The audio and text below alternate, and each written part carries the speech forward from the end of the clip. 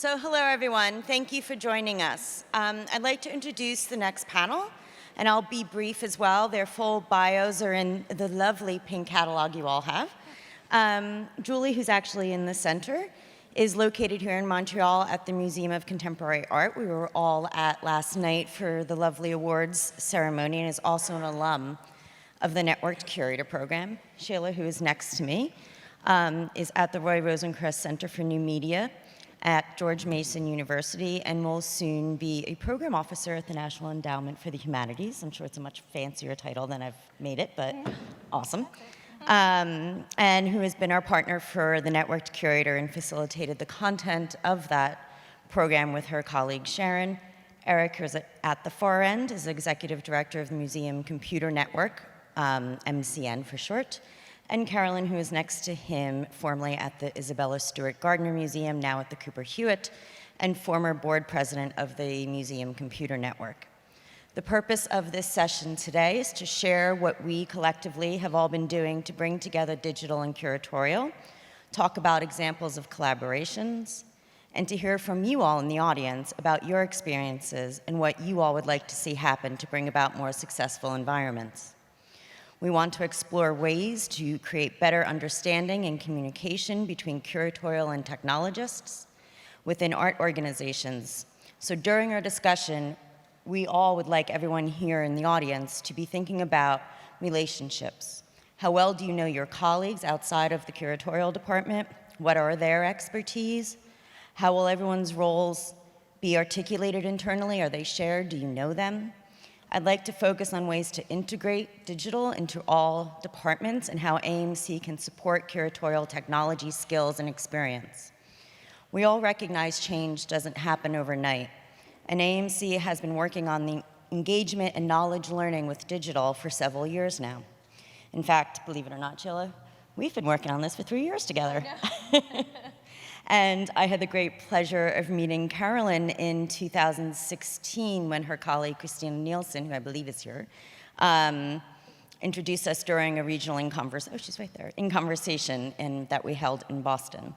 We hope that after today, we'll have a few more outcomes to implement where AMC and MCN can work together in the years ahead to address needs in your workplace, how programs like the Networked Curator can be helpful, and how leadership in the scholarly academic practicing field, such as Sheila's, can work to help facilitate these connection points.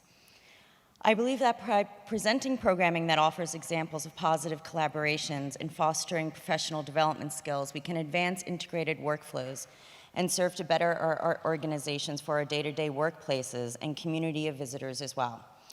So I'll quickly start by talking about what AAMC has been doing to address the relationship of curatorial and digital. One, of course, is opening our doors. You might recognize Eric and Carolyn from our New York City conference last year where they joined us, and of course having them here with us in Montreal, hosting webinars and sessions on topics of social media, e-publications, mobile technology, and a most recent webinar entitled Curators Thinking Digitally, which included Christina Nielsen and Caroline talking about their positive collaboration together. Continuing conversations between MCN and AMC on developing cross-collaborative programs, honoring our curators with an award for digital publications, which we started in 2017, and you saw the recipient last night. Launching the Networked Curator, which is a 3-day literacy workshop for curators, and in fact, Max Marmer, the head of CRES, one day popped upstairs and asked me what we all thought AMC on curators and digital, and we had a very long conversation. I think he got an earful. And he then connected us to Sheila, who he was already having conversations with, and then connected us to the Getty. And we are very grateful for the Getty and CRES Foundation for recognizing the need for that program and supporting it from inception through execution. And of course, AMC participating in MCN this year in Pittsburgh, doing 2 joint sessions that involved a number of curators that are here in the room, as well as Eric and Carolyn and Sheila and Catherine Evans and Jose Diaz and Sarah Hall. And that ties directly into this panel, which is sort of the last point of everything we've been working on together. So I'm going to ask Eric to talk a little bit about what MCN is, because I'm sure I didn't until I was introduced to them. So talk a little bit about MCN and its amazing history. and about what the organization is doing to bring technologists into better collaborations with curators, and also about the wonderful experience we had together at MCN in 2018. 17. I'm already on 2019, please. Hi there. Good afternoon. So MCN, Museum Computer Network, very much like AAMC, is actually a professional based, it's a professional association that provides a space for museum professionals to network, share best practices, develop their careers, and advance digital transformation in museums. We were founded in 1967 by a group of early museum technologists who were eager to find practical applications to what this new science of computers could do for museums. And of course, one of the first practical applications was collections management. 50 years later, they actually had their first conference in April of 1968 at the Metropolitan Museum of Art in New York City. And so this year will be our 50th conference. Last year, Carolyn and Judith began early conversation around how could we improve the dialogue between the curators and the digital technologists who work in museums. And this conversation led to a panel in Pittsburgh last year, which was cleverly called Curators and Digerati Unite. And it was an AMC and MCN interactive forum. And it sought to explore ways in which we could increase collaboration among curators and digital staff. Judith, myself, and Carolyn, as well as Kristen Evans, who I believe is in the audience. Catherine Evans, I'm sorry, who's the chief curator at the Carnegie Museum of Art. And she framed the debate in terms of learning a foreign language, which I thought was very, very clever. And as in a way of postulating the debate was like curators don't speak digital and digerati don't speak curatorial. So from that session, we started, which was very informal, which was really a conversation. Many ideas kind of like bubbled up from the room. And one of them in particular was an interesting example, which came from the Minneapolis Museum of Art, MIA, and who had, in the very recent past, I think within the past 3 years or so, or maybe less, hired a new role, which actually he's a trained art historian and curator, and who sits within curatorial ranks at MIA, and kind of acts as a go-between, if you will, between curators and the rest of the institution, including digital. So that they could, through this kind of setup, they were able to lead from behind the scenes, if you will, and further collaborations between curators and the rest of the institution, and break down barriers. Of course, I mean, I think one of this aspect of this setup is that it's a very large institution. And if you, in a smaller institution, you don't necessarily have the luxury of hiring a fully trained art historian as your content strategist to be the go-between. So one of the other aspects that emerged from that conversation was that everyone has to gain in partnering, and you don't actually give up something by partnering and collaborating. So two of the ideas that I'd like to leave you with before we engage in this debate today that came out of that session was, one was to explore this notion of empathy, if you will, of building dialogue around the theme, you don't lose when you partner. And another one, which was more for the digerati on our side, which would have been like an exhibition design planning kind of 101 for us digital technologists to explore what your vision, what you go through in designing exhibitions and permanent collection exhibitions. So roughly that's where we were left it at in November. And I think that ties nicely, Sheila, to talk about the networked curator and sort of the digital literacy onboarding through that program. And then, of course, bringing in Julie to talk about the lessons she learned from it and how it's impacted your work since then. Yeah, sure. So back in 2013 and 2014, my colleague Sharon Leon and I began designing and then running summer institutes. They were funded by the National Endowment for the Humanities and also by the Getty Foundation. And they were structured as 2-week, very intensive digital humanities boot camps of sorts for mid-career self-identified digital novices who were historians and art historians. And those were well received. And so the network curator, at least from our perspective, kind of grew out of that. It was part of work that we were already doing.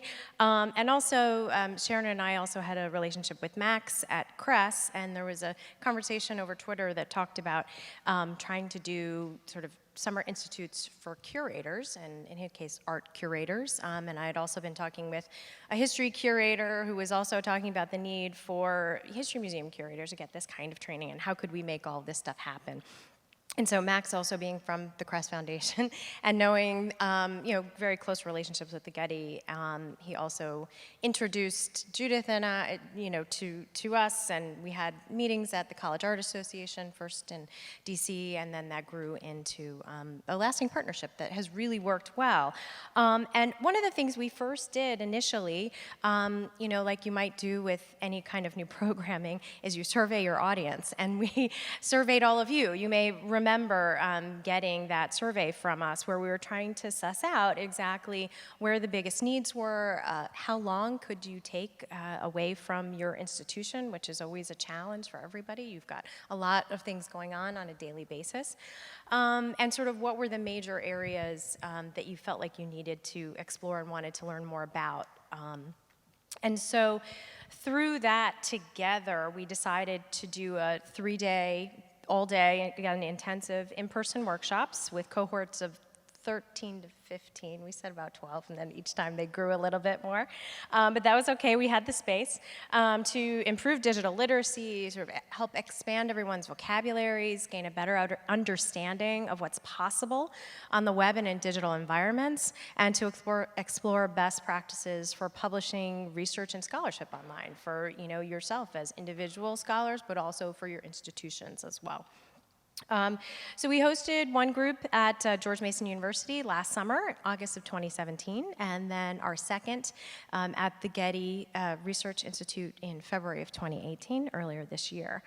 We created an online curriculum so that all the participants could return to the readings, all of the tools and all the skills that we shared, and also they could share it with their colleagues, and it's open for everyone. I mean, we designed it online to be sort of open and encourage that kind of sort of sharing by modeling that practice as well.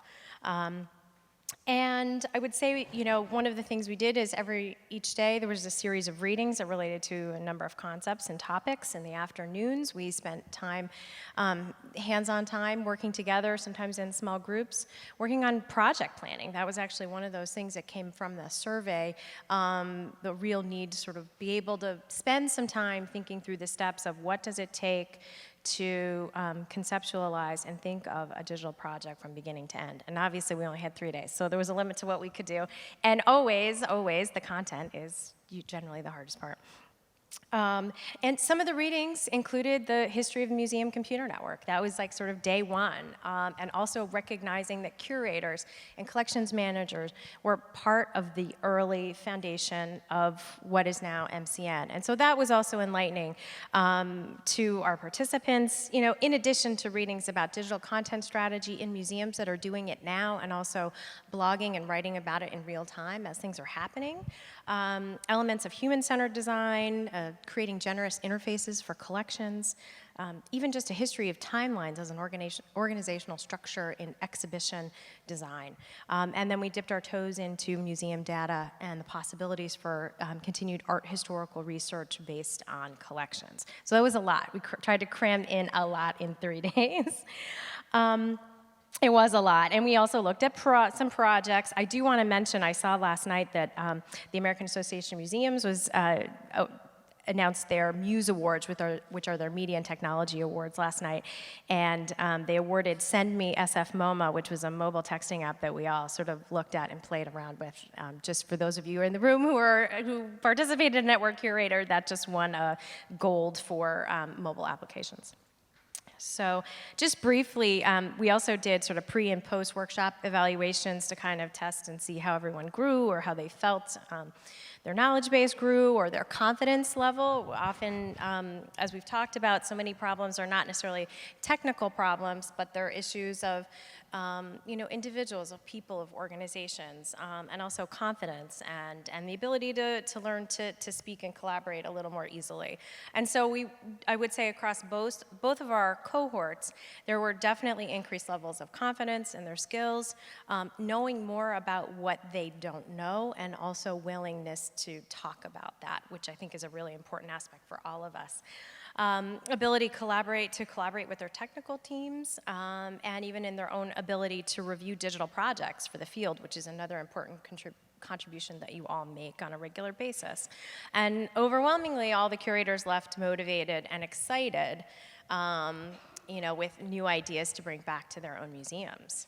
And so that's where I'm going to turn to Julie and ask you to comment a little bit about if your approach to any of your museum programming has changed, to your work on exhibitions, if you've had an opportunity to make some interventions in discussing digital strategy or bridging gaps between yourself and the other technical members, if there is a technical team, if you could talk a little bit about that at your museum.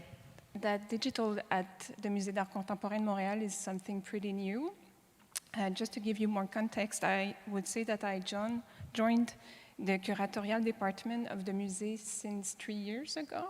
And so before I was there, the digital strategy was something pretty new. And my position as a curator of digital content is something that is possible for the first time. So before I started at the museum, it was mainly the archives department that was in charge of all the digitization of the collection. And also, mainly it was the communication department who was in charge of the website. So to hire someone who is specialized in contemporary art history, it was something pretty new. And there were a lot of gray area in a kind of way about my position and with which I have to negotiate, because I think the most part of my work is to be able to circulate with the curators, the archives, the communication, the education. So it's a lot of activities and responsibilities to work on. So I was really glad to participate at the first edition of the workshop. And so during these 3 days, I think I was able to confirm a lot of intuitions that I had. But as I didn't have like the digital literacy or the skills to better judge what I was doing, it was really great to have been able to access to resources and references that you gave us. And so I think that one of the first thing I did when I got back from the workshop was to rethink the old structure and identify who was doing what. So really the basics in a kind of way. And I was also looking for people who were like interested to contribute to the digital, because I think like every department wants to be a part of it. So how can you like take the better of everyone? So I think the collaboration is a point that is really central. And regarding digital strategy, I think it's, and we were talking about this this winter, it's a whole museum process in a kind of way. As an art historian, all my work until then has always been about content and research. But with digital projects, you cannot do the research first and then think about the technologies. Everything is going like in the same times, in a certain kind of way. And I think it brings us to be in a structure that is more horizontal in a kind of way, which differ a bit of the way everything is organized and structured for the collections, for examples, or even the exhibitions. So I was really glad to be there to reflect with other curators who were asking also questions about where do you put the digital content? Is it just on the website or is it in the galleries? In my department, we are asking the questions, and we don't want the digital content to be in the way of the works or to be distracting. So how can it enrich our relationships to art? I think that was a question raised at the workshop at that time.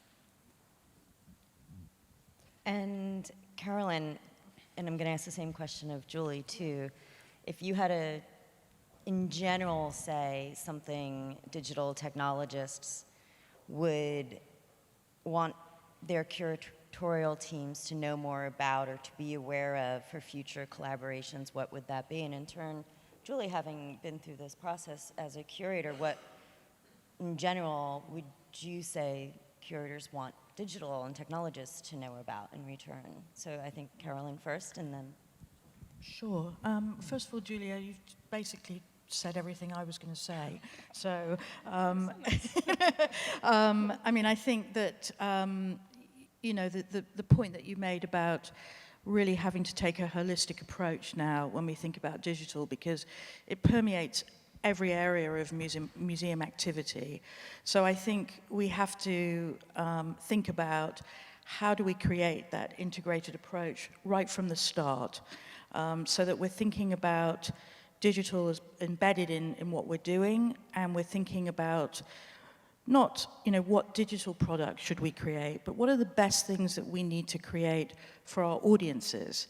And in some cases that might not be digital, but actually having that conversation and understanding, you know, who are we making this for, what's the purpose, will then help us to answer the question about the best way, the best medium, and the best way to ensure that we maximize the content and the richness of the content, because you're absolutely right, digital shouldn't get in the way of that. Digital is just a tool, a method of delivery. And what we want to try to think about increasingly is where do we need to, who are we delivering our content for, at what point in our visitor journey, and that could be, you know, on a website, it could be during a visit in the museum, or post-visit. What do our visitors need, and how do we need to deliver that content to the best effect? And so those are the conversations that I would like to see happening in museums, rather than the idea that digital is an add-on at the end, or that we produce something for the sake of it. I think at the moment there's, in my field, every other article I read is about virtual reality or augmented reality. And, you know, I feel, having not produced something myself, that I'm already behind the times. But actually, I'm very cautious about whether it is, in fact, as a field where we know how to really use that technology to its best effect. So I worry that a lot of museums are going immediately to what I would call the next shiny thing, rather than to really think about what do your visitors need, and what's the most important thing that we need to deliver, particularly in a museum, as you said, Julie, where you know, you might have limited resources, most of us do. Then we really need to think about where to put our effort, and where we're going to make the most impact. And as I said, that could be through digital means, or it could also be in other ways. So I completely agree with you. And I think just in terms of I mean, I've been very fortunate in my career. I've worked with really great curatorial teams, whether it's been at the Imperial War Museum or at the Gardner with Christina, and now I'm at the Cooper Hewitt. And you know, curators are and have been very actively involved, and very curious to work with digital and to see how it can impact on their work. But I think it's still about, how do we create a shared language? How do we develop the right workflows so that digital doesn't feel like it's an add-on or it's extra work, that it's actually something that is part of what we're doing? Thinking about project management skills, and really how can digital people in your museum support staff with digital literacy, with helping you to feel more confident about digital and feeling more confident about how to think about digital instinctively in your work rather than, as I said, something extra that you don't feel comfortable with. So I do see that there's a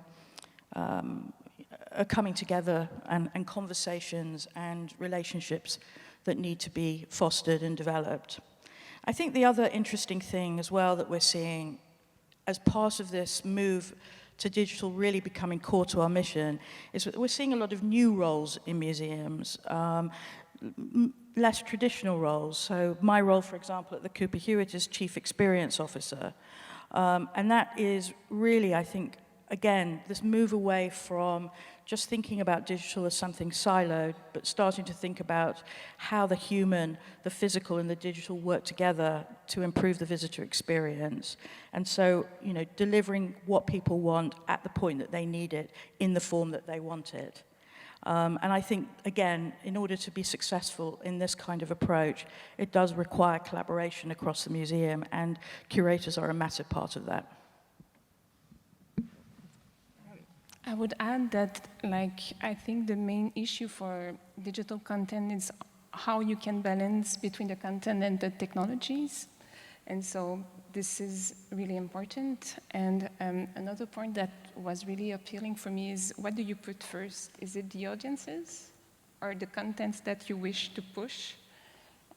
It's a fit that should be really think through before starting a new project. I would almost always say it's the audience. Audiences, yeah. I mean, I think there are times like preservation and conservation and things like that where actually you need to preserve content, and that's a requirement. And obviously, in order to be able to put content out, you have to be able to have it digitized and catalogued. And so I think it's a balance. But in terms of public facing, I think it always has to be driven by audience need. Yeah. Another way to put it is to, as I like to say often, is like meet the visitor where they're at, right? So, and I've done quite a bit of teaching around mobile technologies as well, and I always say we are consumers of technologies before we are, marketers or curators or people who deliver content. So try to put yourself in the shoes of where you're at any given moment in a particular situation, whether you have a device in your hand or you don't have a device in your hand, whether you're behind a screen or not behind a screen. That's the point of view that you should approach that particular experience. Yeah, and for me, I think it was one of the reading that you gave us. It was an article talking about how to be generous with design and for the creation of interfaces. And so I think it's really important for the visitors or the audiences to arrive on the platform and to know exactly what their options are. And so upon my return at the museum, I was working on a chronicle of the history of the museum since 1964, its creation. And so I was digging a lot in the archives, editing the content, selecting upon the events that would be in the platforms. And it was really hard to arrive with an interface that was for people who want to just surf in it, and for people who wanted to go deeper and dig into the history of the museum. And so it was a big challenge. And just to share the same vocabulary, with the digital team, it was another way of seeing things. And they are managing such amount of data and information. So for me, this project was kind of a lesson in a kind of way to have more practice with the digital and with every member. Which is precisely the notion of fluency and speaking a foreign language that Catherine Evans framed the debate in Pittsburgh. And so we have time, and part of us here, the reason we're doing this is to hear from you. And so I want to turn to you all and ask you to answer some questions for us, as well as ask us some questions. But really, we want to hear your answer to some of our questions, which are sort of what causes concern for you as a curator with digital, how AMC and MCN can possibly work together to address that, how can we advance the network curator? I know there's a number of alumni in the room. How can we take that concept further? And how can those working in the field outside of our organizations, such as Sheila, help us as well?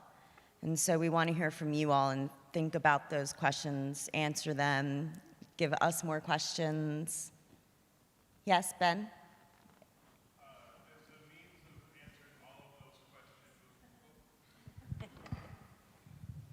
As a means of answering all of those questions with my own question, I was very interested in Connected Curator. I didn't have the time, but one thing that I was unsure of in terms of the entire project is, was I a novice or not? I don't know my own fluency. You know, we're talking about running on to the next big thing, like virtual reality or something, and I don't know where I stand in terms of the thing that's happening to me right now. How much am I doing unconsciously, where some of the content I'd be doing properly, and then I'm missing out on other things? I have no idea what my fluency is, and I don't know how to gauge it. Is there a resource for that? Like a self-assessment tool. The scale. Yeah. But that's a good idea, actually, to start building on that, like maybe like a self-assessment, where you're at with technology. Yeah, I mean, part of the application process is trying to suss some of that out and asking what kinds of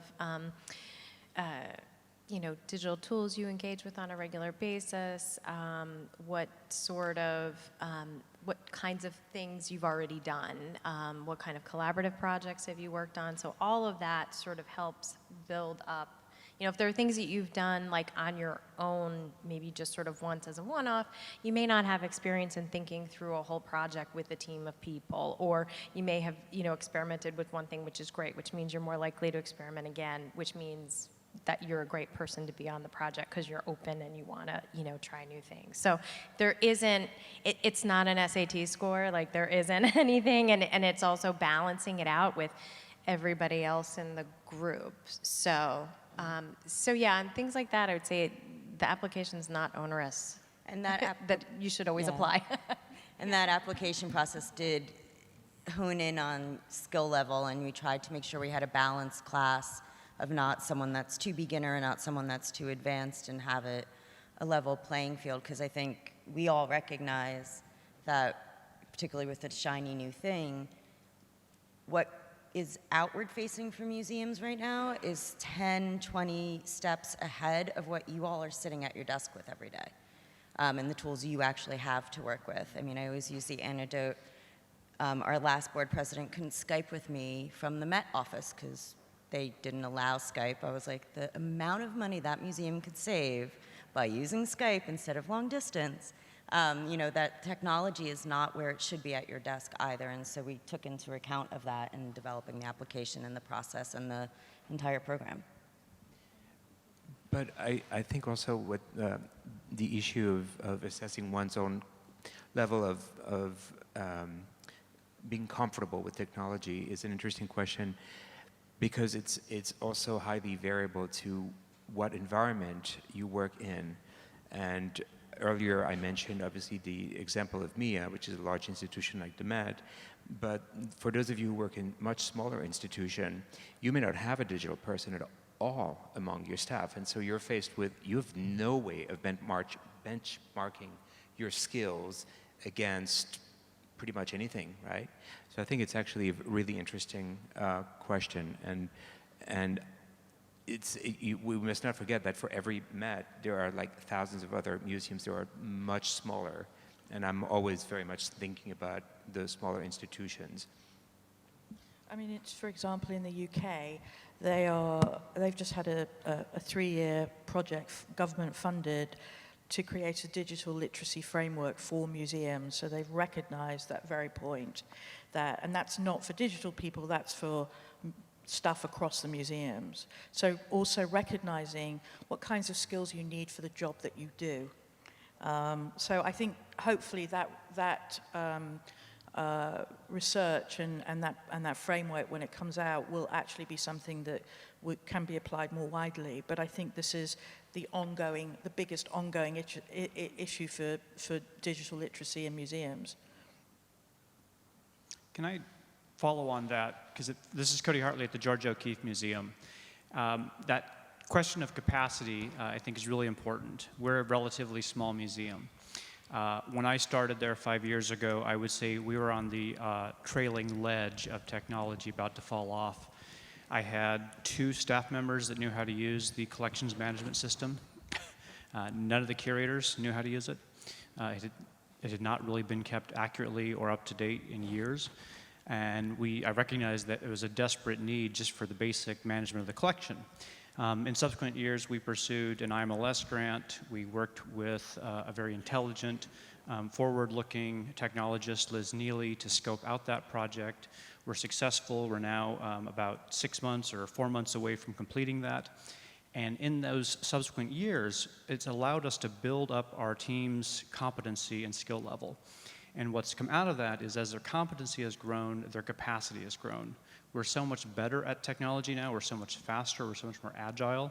It's really quite incredible. And my point is, I think small museums can continue to play a part in this. In fact, we have to play a part in this because it's almost more critical that we're able to leverage our limited resources efficiently and effectively to achieve our missions.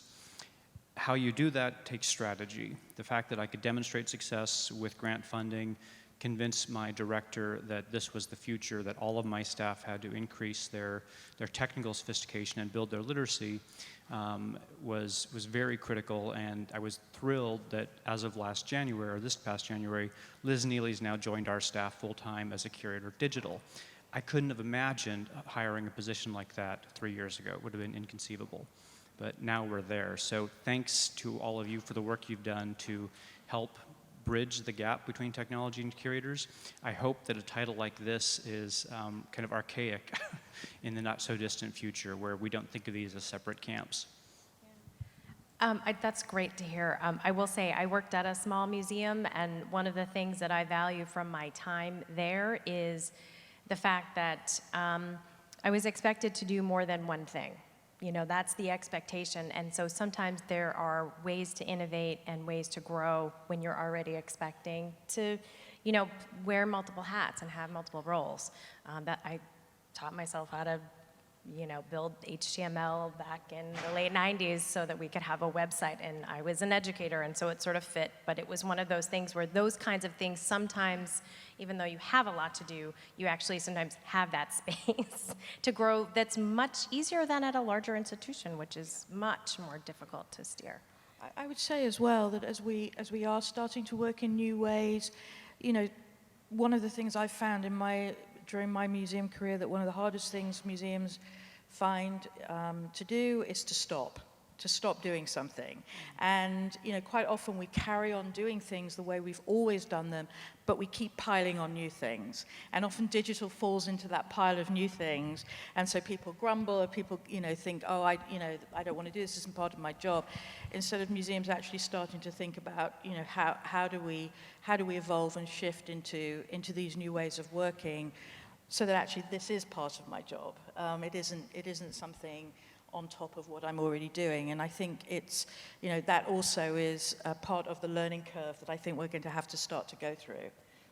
Learning to say stop. My name is Anna Marie Sawkins. I'm an independent curator, so I'm very interested in this whole idea of the networked curator. And I'd like to possibly shift the conversation a little bit towards the idea of the curator and marketing and what that means for digital, social media, technology, and all of that, because I find that I'm not sure where I should start, where I should stop when it comes to marketing some of the projects that I do with the museums that I work with. Thank you. Maybe I can talk about my museum, where everything related to marketing, Facebook, Instagram is really the field of the communication sector. And so at one point, I think we were talking about that at lunch, we were participating to Art plus Feminism, and we were asking to have access to the account of Instagram and Facebook, and we were not able to use it just to post like photos and everything. So I think it has to be more clear on which, about the responsibilities and the role of everyone. I think Facebook and Instagram can be really nice platforms to push the content, but the digital is more than Facebook and Instagram. And like, how can you develop a project that will like bring everything you do in the museum to be like online also? And I think one of the aspects that we were questioning during the workshop, it was that we didn't want to build a second museum online. You already have one, you wish people to come to have the real experience with the works.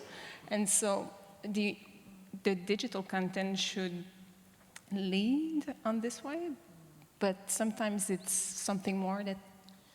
I mean, for me, I think, you know, I really, really love to see curators on social media and not pushing the kind of official museum, but actually, what do you think? You know, from your perspective, from your area of expertise, from your involvement in the project. I think people are fascinated by that and interested in that, and you know, I think that there's more than enough space to have multiple voices coming out of an institution. So, but that's just my perspective.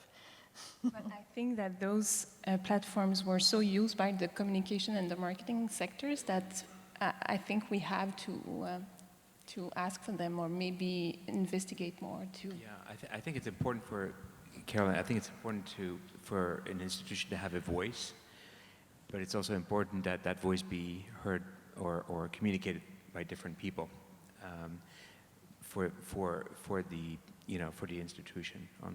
I think it's really important also. Hi. Hello. It's over here. Can I ask you guys to make a connection between the last panel and this one? How are you thinking about decolonial practices and technology?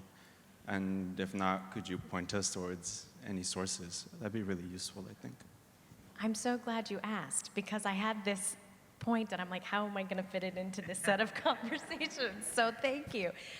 Yeah, so there's, you know, while we're certainly talking about this in a, you know, in a positive and a growth light, it certainly is not uninformed. And I think that we all have to be careful not to recreate the colonial foundations of the museums, of the physical museums, and embed that into the digital infrastructure. And in fact, if you're in the process of reimagining sort of what the structure of your museum is because of, it's maybe forced by, or maybe it's invited, through imagining what your content strategy is, but it's because it's informed by sort of digital technologies and the ways that roles are shifting, that now could be a great time to be reimagining all kinds of things. And from how not only the sort of the physical layout of the gallery, but sort of what does your online presence, what do your other digital projects look like, who are those voices, and how are you shaking things up? I mean, I think like there is an opportunity to sort of do that in a way that works at that process of decolonization. One book that there's Decolonizing Museums by Amy Longtree, which I'm sure many of you are familiar with. Also, there's a new book by Safiya Noble that's called Algorithms of Oppression, that's just about Google and how Google, at least in the United States, kind of rules our lives in the ways that it reproduces and can reinforce stereotypes that affect everybody, and all of how, you know, even the work that you do is visible and not visible. And so there are a lot of folks who are researching and writing in that area. And I think it applies internally as well in thinking about marketing, and when social media comes into exhibition planning, or when digital comes into exhibition planning. We have siloed our departments at our museums in much the same way we have siloed different cultures within our museums, and breaking down those walls and working together in a process is related very much so to decolonization of how we've presented cultures. I think we are doing a disservice in our own museums by not working more collaboratively and stepping out of those silos.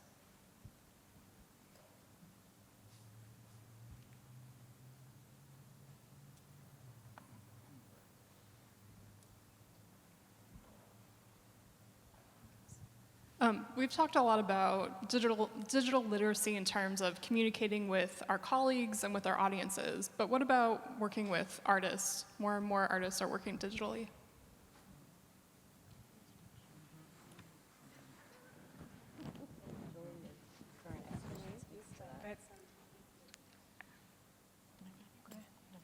But I think this is a new area that we want to explore. How can we exhibit works on the website, or work with artists that we can show their work through the digital paths or canals?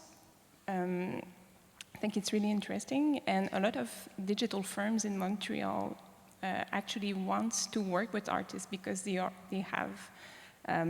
they're so creative upon their use of technology. So I think it can be a really nice match to have really digital specialists to associate with artists. And I think that museums can, after that, maybe exhibit or show those kind of collaborations. Was your question about using digital tools to curate new works by artists that use digital? That kind of thing, like commissioning virtual reality works, commissioning video games as artworks, being able to communicate effectively with artists who are working digitally when we as curators don't necessarily know how to use those tools or familiar with how they work in a museum setting. Yeah. So, I mean, I'm experiencing that now at the Cooper Hewitt, where we work with a range of designers who are designing installations for our exhibitions and working with our curators. And I've only been there a few months, but my approach is really, as I said in my intro, is to get very involved in those projects at the beginning, and to make sure that not to interfere with the artistic creation, but making sure that what they're producing is something that we can sustain in the gallery and maintain in the gallery, and also, or if it has an online presence, how it works with the rest of our offer. So making sure that I have involvement, or members of my team have involvement and input in the process, but not interfering with the creative process or the curatorial process. And then I think we've also got an interesting question now around, as how do we acquire these things? If we want to include them in our collection, how do we manage and preserve a digital object? And it's a new area, a new skill set, and raising lots of very interesting questions, which I don't have the answers to right now. But it's we're having these conversations in the museum, so I think this is a new area. But what I heard also from your question was really understanding, what's the difference between AR, augmented reality, virtual reality. These are concepts that most of us think we know about, but you don't necessarily know about. And how do you define those so that you can speak intelligently with a prospective artist, for example, that would be creating a work for your particular institution? So it's about where, if we were to provide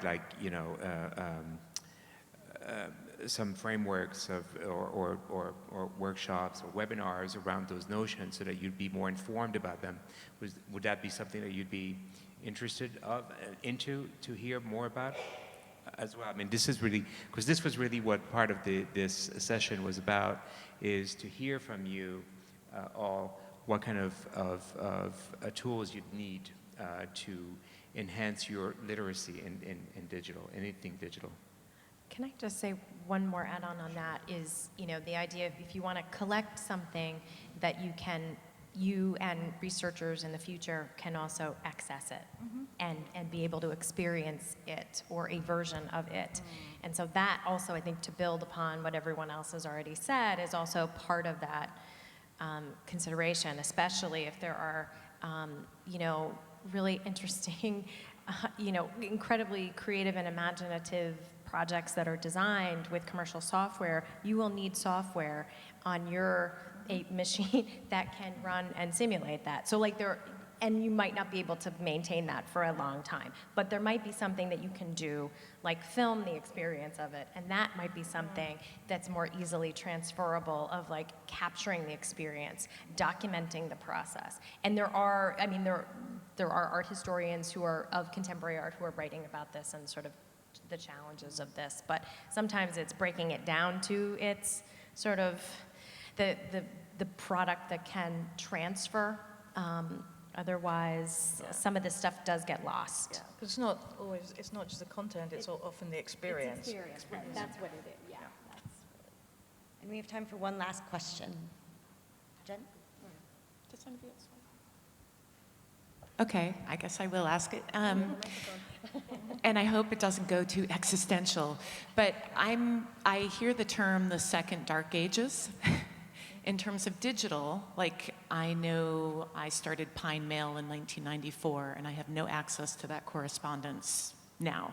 And we're in Web 2.0, and as curators, a lot of the correspondence we do with artists, a lot of the images we take in studio visits, all of that's digital and none of it's printed. And in 50 or 100 years from now, if somebody's looking back on this moment in art history and curatorial practice and art making and cultural production, and we don't have that type of software to use to access it, what are the best practices we should be acting on now to make sure we don't lose an entire generation or 2 or 3 of history? Any archivists in the I was going to room? say the Library of Congress has wonderful guidelines on file formats and on longevity and sort of what the archival copies should be of documents, images, moving images.